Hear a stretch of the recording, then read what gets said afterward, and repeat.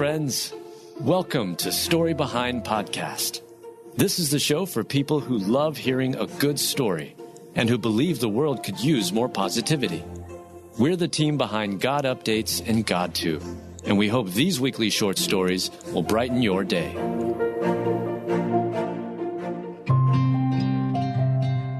The touching story of how Brad Paisley met his wife of more than 20 years. Written by Ray Lynn McMillan, read by Adam State. Many people know the name Brad Paisley, and many people know his wife, Kimberly Williams Paisley. But the story of how Brad Paisley met his wife is a sweet, almost unbelievable, straight from Hollywood story, literally. At 19, most kids don't know what they want to do tomorrow, let alone what they want to do when they grow up. Well, in 1991, Brad was on a date to see Father of the Bride. He remembers noticing Kimberly on the big screen. Soon after that, Brad's date broke up with him for his best friend. So when the sequel came out 4 years later, he went to see it by himself. He went to the same showing on the same day as his previous date in hopes that she might come and they could mend their relationship. Well, she didn't show. But Brad's disappointment was short-lived when he saw Kimberly on the screen again. He remembers thinking, she seems like a great girl, smart and funny, and all those things that are so hard to find. 5 years later, he was writing and singing songs and making music videos. He was named Academy of Country Music's top male vocalist that year too. He wrote the music for his fourth studio album, Part 2, the name of which is based on the Father of the Bride sequel. When looking for actors for his video to the hilarious song, I'm Gonna Miss Her, he knew just who to ask. And this is how Brad Paisley officially met his wife. He said, "It felt natural to ask her to be in it, even though I didn't know if she was married, divorced, or just out of rehab." He called Kimberly himself, and they ended up talking on the phone every day after that. Kimberly jokes, "He stalked me. That's the long and short of it."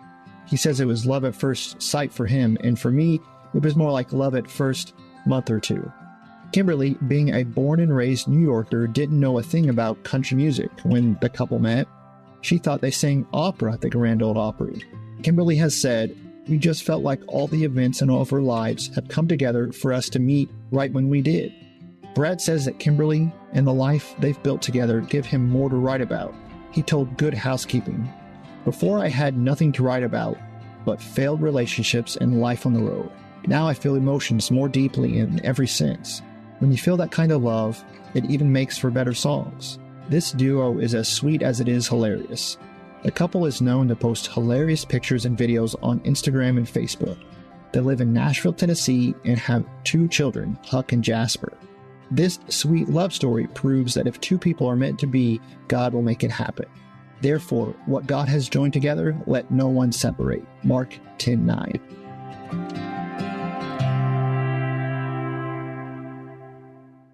This podcast is supported by Morgan Stanley. At Morgan Stanley, old school hard work meets bold new thinking to help you see untapped possibilities and relentlessly work with you to make them real. To learn more, visit morganstanley.com/YUS. Investing involves risk. Morgan Stanley Smith Barney, LLC.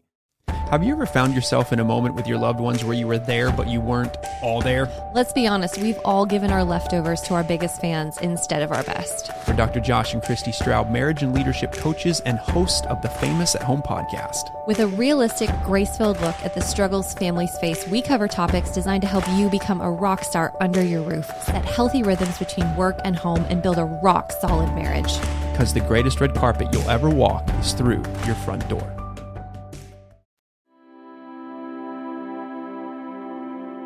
At humble farmer's funeral, small town learns he'd been blessing strangers for over a decade. Written by Adam Staten, read by Adam Staten. Everyone needs a little help now and then. Life can be tough and unexpected expenses can happen, causing people to be short on cash. Sometimes people need a few bucks. Some people in a small Alabama town were shocked to learn just how often one man gave and helped those in need over the years. Hody Childress, a farmer from Geraldine, Alabama, passed away on January 1st. He was 80 years old, according to WVTM. However, it wasn't until his funeral that the people of Geraldine learned of Hody's decades-long generosity. Knowing that some of Geraldine's 900 residents could not pay for their medications, Hody stepped in, silently. Back in 2012, Hody walked into Geraldine Drugs and spoke with owner manager, and pharmacist Brooke Walker, WVTM reports. Brooke told the Birmingham, Alabama station what happened and the instructions Hody gave her. Here, this $100 is for anyone who can't afford the prescription. Do not tell a soul that the money came from me, said Hody. Tell them it's a blessing from God. After Hody handed Brooke that first $100 bill to help others pay for their much-needed medication, it quickly became a habit. The following month, Hody entered Geraldine Drug, gave Brooke a $100 bill, and relayed the very same instructions. Hody did the same thing every month for the next 10 years, Brooke said. Hody's giving came after he suffered the loss of two people in his life, a son in the 1970s and his wife in 1999, according to Good News Network. Weeks before his passing, Hody still kept up his generosity, although he needed some help to do it. He asked his daughter, Tanya Nix, to deliver the money to the pharmacy. His daughter wasn't even aware of his giving until that very moment. I was shocked. I had no idea that he was helping people at the drugstore, Tanya told the station. During Hody's funeral, his daughter, Tanya, finally let everyone know about her father's secret giving. But Hody's legacy of giving will live on. His loved ones in Geraldine, Alabama have come together to keep Hody's fund alive. When you give money to the poor, do not make a noise about it as the false-hearted men do in the synagogues and in the streets, so that they may have glory from men. Truly, I say to you, they have the reward. Matthew 6:2.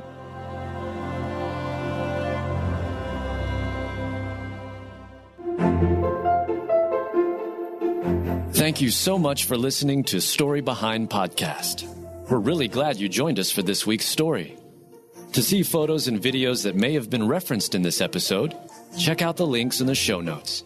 And if you enjoyed what you heard today, subscribe to our podcast, and please tell a friend about us. We'd also love it if you'd rate us and leave us a review. It really does help more people find us. Story Behind is a Salem Web Network production.